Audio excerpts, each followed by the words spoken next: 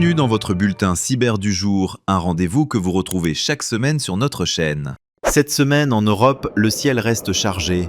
Au Danemark, Novo Nordisk subit une perturbation cyber, des attaquants ayant copié des données de patients de plusieurs essais cliniques, tandis qu'en France, une éclaircie se lève sur l'IA, le Crédit Agricole engageant 500 millions d'euros et créant son entreprise dédiée pour reprendre la main sur ces technologies. Et un front froid s'abat sur les services en ligne, une faille chez ServiceNow ayant exposé des données d'instances clients. Restez avec moi, votre météo cyber commence maintenant. On commence avec une perturbation venue du Danemark. Novo Nordisk, fabricant du Wegovy, confirme une intrusion dans ses systèmes où des attaquants ont copié des données de patients de plusieurs essais cliniques, dont année de naissance, sexe et état de santé, et des informations de soignants.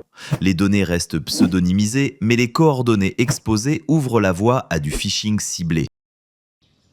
On poursuit avec un ciel clair côté français. Le Crédit Agricole engage 500 millions d'euros sur 3 ans dans l'IA et crée une entreprise dédiée opérationnelle en septembre. Il rejoint aussi le cercle Glasswing d'Anthropic, réservé à 200 organisations de confiance dans le monde.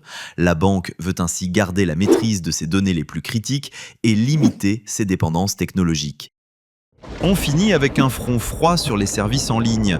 La plateforme ServiceNow, omniprésente en entreprise, corrige une faille qui laissait un utilisateur non authentifié interroger les tables d'instance clients, où transitent dossiers RH, tickets et inventaire interne.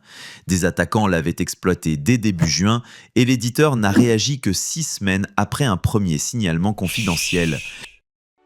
Voilà pour cette semaine intense. Merci pour votre attention. Et n'oubliez pas, avec Alliance Cybertechnologie, vous êtes formé et conseillé pour vos conformités NIS 2, PCI DSS, ISO 20000 et 27001 ou encore DORA, afin de maintenir une cybersécurité toujours au beau fixe.